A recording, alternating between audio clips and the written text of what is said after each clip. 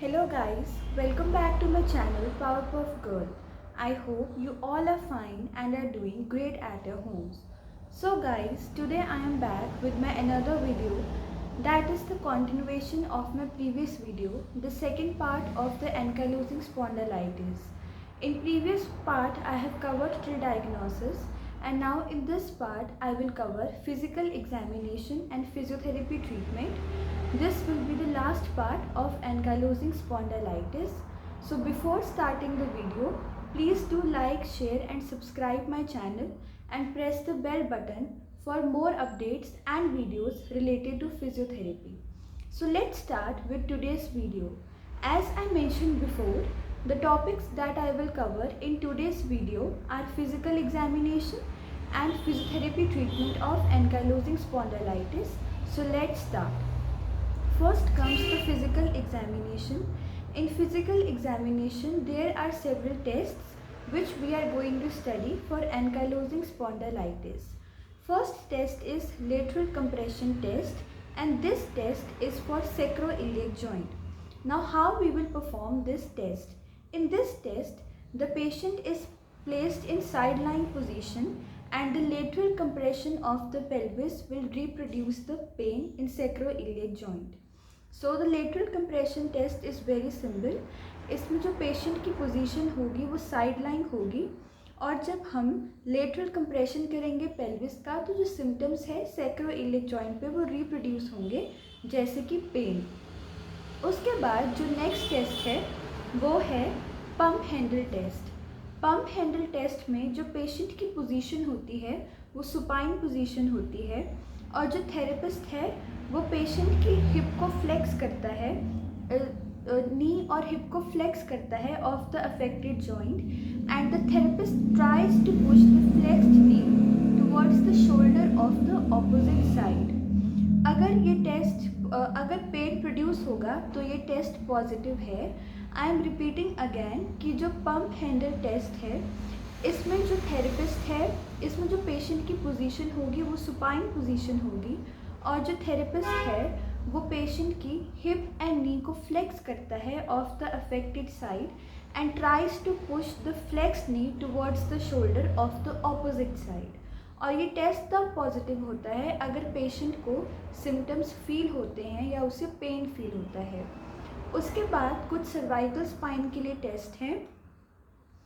Cervical spine के लिए जो रेंज ऑफ मोशन होगा वो रिस्ट्रिक्टेड होगा और फ्लेक्शन डिफॉर्मिटी होगी सर्वाइकल स्पाइन में. तो इसके लिए जो सबसे फर्स्ट टेस्ट है वो है tragus to wall test. It is used to evaluate the flexion deformity of cervical spine. As I mention before, patient is asked to stand against the wall and the therapist measures the distance between the tragus of the ear and the wall. हमें पता है कि जो tragus है वो year का outer वाला part है. तो ये वाला टेस्ट बहुत ही ज़्यादा सिंपल होता है. इसमें जो पेशेंट की पोजीशन होगी हम उसे बोलेंगे कि आप एक वॉल के पास खड़े हो जाइए और जो थेरेपिस्ट है वो ट्रेगस और वॉल के बीच में जो डिस्टेंस है उसको मेजर करेगा. जो normal tragus to wall distance होगा वो 15 सेंटीमीटर से लेस होगा. अगर 15 सेंटीमीटर से ज़्यादा आता है तो उसमें फ्लेक्शन डिफॉर्मिटी होगी. तो जो ट्रेगस टू वॉल टेस्ट है ये मेनली फ्लेक्शन डिफॉर्मिटी को टेस्ट करने के लिए होता है ऑफ सर्वाइकल स्पाइन. इसमें जो पेशेंट होता है वो वॉल के अगेंस्ट खड़ा होता है और इसमें जो थेरेपिस्ट है वो ट्रेगस और वॉल के बीच में डिस्टेंस को मेजर करता है. नॉर्मल जो डिस्टेंस है वो लेस देन 15 होगा. अगर मोर देन 15 सेंटीमीटर है तो इट मीन्स फ्लेक्शन डिफॉर्मिटी है. अभी तक हमने 3 टेस्ट डिस्कस किए. First one was lateral compression test, next was pump handle test and the third is tragus to wall distance for cervical spine. Now is flash test और इसे हम occiput to wall distance भी बोलते हैं, flash test भी बोलते हैं. इसमें हम अगेन पेशेंट को वॉल के अगेंस्ट स्टैंड होने के लिए बोलेंगे और उसे हम कहेंगे कि उसकी जो बैक ऑफ द हेड है वो वॉल से टच करे without the upward movement of the chin. यानी कि जो पेशेंट है उसका फेस बिल्कुल स्ट्रेट होना चाहिए, कोई भी चिन के अपवर्ड मूवमेंट नहीं होनी चाहिए और उसका जो बैक ऑफ द हेड है उसको वॉल से टच करना है. जो स्पाइन है उसकी न्यूट्रल पोजीशन को मेंटेन करना है। और ये टेस्ट तब पॉजिटिव होगा अगर जो पेशेंट है वो ऑक्सीपुट को, जो हमारा ये वाला पार्ट होता है हेड का, उसको वॉल से टच नहीं कर पाएगा। और जो normal occiput to wall distance है वो 0 होता है। अगर पेशेंट ऑक्सीपुट को अपनी वॉल से टच नहीं कर पाएगा तो it means the test is positive. उसके बाद जो नेक्स्ट टेस्ट है वो है पोस्टरल डिफॉर्मिटी। इसमें हम स्पॉन्डाइलोमीटर यूज़ करते हैं, जो कि पोस्टरल डिफॉर्मिटी मेजर करने के लिए होता है। इसमें usually question mark deformity present होती है स्पॉन्डिलाइटिस के पेशेंट में। क्वेश्चन मार्क डिफॉर्मिटी का मतलब ये है कि जो सेकेंडरी कर्व है लंबर एंड सर्वाइकल लॉर्डोसिस का, उसमें लॉस होगा, वो नहीं होगा, और जो थोरेसिक काइफोटिक कर्व है वो इंक्रीज़ होगा। तो ये कुछ टेस्ट थे जो कि हम एंकाइलोजिंग स्पॉन्डिलाइटिस के लिए कर सकते हैं। इसमें मैं एक और टेस्ट ऐड करना चाहती हूँ जो कि है lung function test. Lung function test में हम जो कॉस्टोवर्टेब्रल जॉइंट्स है उसको हम चेक करते हैं यूजिंग स्पायरोमीटर, जो कि वॉल्यूम ऑफ एयर को चेक करता है, that is inspired and expired by the lungs. जो रिब केज की मूवमेंट होती है हम उसे भी चेस्ट एक्सपेंशन से मेजरिंग टेप से मेजर करते हैं। और जो एडल्ट्स हैं उनमें जो नॉर्मल चेस्ट एक्सपेंशन है वो होती है around the level of the nipple at the end of deep inspiration and expiration is 2 to 5 inches. ये जो स्पॉन्डिलाइटिस के नोट्स हैं और जो मेरी प्रीवियस सीरीज़ थी न्यूरोलॉजिकल असेसमेंट की, ये मैं दोनों ही अपने इंस्टाग्राम पेज पे जो पावर पफ गर्ल है उसके ऊपर अपलोड कर दूँगी, और मैं इंस्टाग्राम आईडी अपने डिस्क्रिप्शन बॉक्स में मेंशन कर दूँगी। अगर आपको दोनों ही सीरीज़ के नोट्स चाहिए तो आप मुझे डीएम करके नोट्स ले सकते हैं। So now continuing with the management.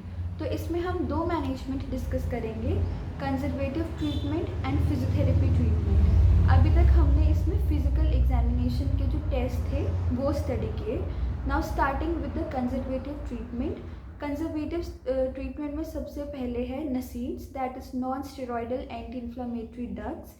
ये वाली जो ड्रग्स होती हैं रिड्यूस करती हैं पेन एंड इन्फ्लामेशन को, बट ये कोई भी टिश्यू डैमेज या कोई भी प्रोग्रेशन जो जॉइंट डिट्यूरेशन है उसे रिड्यूस नहीं करती, बस जो पेन और इन्फ्लामेशन है ये उसे रिड्यूस करती है नसीड्स। उसके बाद है कॉर्टिकोस्टीरॉयड ड्रग्स। कॉर्टिकोस्टीरॉयड ड्रग्स उन्हें रिकमेंड की जाती है जो नसीड्स को रिस्पॉन्स नहीं कर पाते हैं। तो जो पेशेंट्स नसीड्स को रिस्पॉन्ड नहीं कर पाते हैं उन्हें हम कॉर्टिकोस्टीरॉयड ड्रग्स प्रिस्क्राइब करते हैं, और ये भी पेन और इन्फ्लामेशन को रिड्यूस करने में हेल्प करती हैं। और जो नसीड्स हैं और कॉर्टिकोस्टीरॉइड्स हैं, जैसे कि मैंने पहले भी कहा कि ये सिर्फ थोड़े सिम्टम्स रिड्यूस करने में हेल्प करती है, पर ये डिज़ीज़ मॉडिफाइंग नहीं होती और ना ही ये जॉइंट डिस्ट्रक्शन को प्रिवेंट करती हैं। उसके बाद है डीमार्ड्स। डीमार्ड्स का फुल फॉर्म होता है disease modifying anti rheumatic drugs. ये इन्फ्लेमेशन रिड्यूस करती हैं, फॉर एग्जांपल सल्फाजाइन, और ये रिड्यूस भी करती हैं और प्रिवेंट भी करती हैं जॉइंट डैमेज को, और प्रिजर्व करती है जॉइंट स्ट्रक्चर एंड फंक्शन को, और पेन एंड स्टिफनेस को भी रिड्यूस करती हैं। जो हमारे इम्यून सिस्टम के मैसेंजर होते हैं साइटोकाइंस, उनको भी ये ब्लॉक करती हैं, और इसको हम इंट्रावीनसली इंजेक्ट कर सकते हैं। उसके बाद ये हमारा कंजर्वेटिव ट्रीटमेंट था जिसमें हमने नसीड्स, कॉर्टिकोस्टीरॉइड्स और डीमार्ड्स के बारे में पढ़ा और इनके यूजेस के बारे में पढ़ा। अब जो नेक्स्ट है वो मेन है फिजियोथेरेपी ट्रीटमेंट। तो जो जनरल इंस्ट्रक्शंस है फिजियोथेरेपी ट्रीटमेंट में, वो हम पेशेंट को क्या देंगे कि आपको एक्सरसाइज करनी है रेगुलरली डेली बेसिस पे, और आपको हीट एंड कोल्ड एप्लीकेशन करनी है प्रायर टू द एक्सरसाइजेस, और आपको जेंटल एक्सरसाइज से स्टार्ट करना है और फिर धीरे धीरे आपकी एक्सरसाइज को आगे प्रोग्रेस करना है। उसके बाद आपकी जो पोस्टरल अलाइनमेंट है उसके तरफ आपने एक्सरसाइज के टाइम पे अटेंशन पे करनी है, और जो एक्सरसाइज है वो एक फर्म सरफेस पे होनी चाहिए और कोई भी जर्क के बिना होनी चाहिए, स्मूथली होनी चाहिए, जेंटली होनी चाहिए। उसके बाद है अवॉइड होल्डिंग द ब्रीथ, आपने अपनी सांस, अपनी ब्रीथ को होल्ड करना, अवॉइड करना है ड्यूरिंग द एक्सरसाइज। और जो आपकी एक्सरसाइज है उससे आपकी पेन इंक्रीज़ नहीं होनी चाहिए। अगर एक्सरसाइज के टाइम पे आपके जो सिम्टम्स हैं वो एग्रावेट हो रहे हैं तो आपको अपनी एक्सरसाइज वहीं पर स्टॉप कर देनी चाहिए। बहुत जेंटली आपको एक्सरसाइजेज शुरू करनी है। एक्सरसाइजेज से पहले आपको हीट एंड कोल्ड एप्लीकेशन करनी है जो फर्म सरफेस होना चाहिए, और आपको अपनी पोस्चरल अलाइनमेंट की तरफ ध्यान देना है। ये जनरल इंस्ट्रक्शंस हैं जो थेरेपिस्ट पेशेंट को दे सकता है जिसे एंकाइलोजिंग स्पॉन्डिलाइटिस है। उसके बाद ट्रीटमेंट में हम पेन रिड्यूस करने के लिए क्या कर सकते हैं। इसमें जो हमारे पास इलेक्ट्रोथेराप्यूटिक हमारी मोडालिटीज़ होती हैं जिनसे पेन और मसल स्पाज्म रिड्यूस हो सकता है, हम पेशेंट पे वो अप्लाई कर सकते हैं। For example IFT, TENS and US. और इसमें infrared, hot packs and steam bath भी हो सकता है और क्रायोथेरेपी भी हो सकता है। फिर उसके बाद है मोबिलिटी एक्सरसाइजेस। जो मोबिलिटी एक्सरसाइजेस होती हैं वो mainly joint range of motion को मेंटेन करने के लिए होती हैं।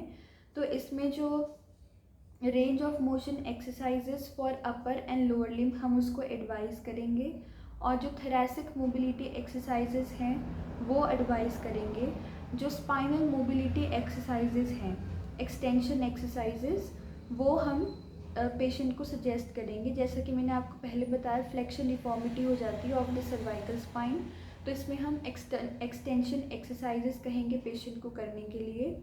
उसके बाद है फ्लेक्सिबिलिटी एक्सरसाइजेस। फ्लेक्सिबिलिटी जो एक्सरसाइजेस है उससे जो मेंटेन रहता है हमारा पॉस्चर, करेक्ट रहता है, और ये टाइटनेस और कॉन्ट्रैक्चर्स को भी प्रिवेंट करने में हेल्प करती हैं।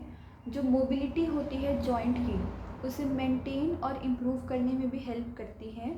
और कोई भी जो फर्दर रिस्क होता है इंजरी का ड्यूरिंग एक्सरसाइज, उसे भी रिड्यूस करती हैं। और जो एक्सरसाइज के बाद सोरनेस होती है उसे भी रिड्यूस करती हैं फ्लेक्सिबिलिटी एक्सरसाइजेस।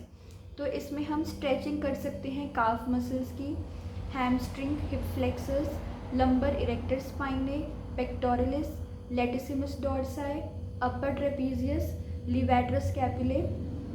तो इससे हम प्रिवेंट कर सकते हैं पॉस्चरल डिफॉर्मिटी। उसके बाद है जॉइंट मोबिलाइजेशन। जो जॉइंट मोबिलाइजेशन है वो हेल्प करती है मिटिगेटिंग करने में जो हमारे कैप्सुलर रिस्ट्रिक्शंस होती हैं, ब्रेकिंग एडहेशंस होती हैं, डिस्ट्रैक्टिंग इम्पैक्टेड टिश्यूज़, एंड जो नॉर्मल आर्टिकुलर कार्टिलेज होता है उसकी लुब्रिकेशन में भी हेल्प करती है, और ये डिक्रीज़ करती है pain and muscle tension.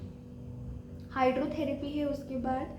Hydrotherapy भी जैसे आपको पता ही है कि ये पेन रिड्यूस करने में हेल्प करती है, मसल स्पाज्म रिड्यूस करने में हेल्प करती है, रिलैक्सिंग इफ़ेक्ट देती है, और ये भी मेंटेन और इम्प्रूव करती है जॉइंट मोबिलिटी, और ये स्ट्रेंथन करती है वीक मसल्स को, सर्कुलेशन को इम्प्रूव करती है, जो फंक्शनल एबिलिटीज़ हैं उन्हें भी इम्प्रूव करती है, और बैलेंस एंड कोऑर्डिनेशन को इम्प्रूव करती है। फिर उसके बाद जो हम पेशेंट को सजेस्ट करेंगे वो है prevent and correct deformity by postural awareness. तो इसमें हम पेशेंट को कहेंगे maintain erect posture during sitting, standing और वॉकिंग। तो हम इसमें पेशेंट को एडवाइस करेंगे कि आपको अपने पोस्चर का ध्यान देना है, अपनी पोस्चरल अलाइनमेंट का ध्यान देना है during sitting, standing and walking.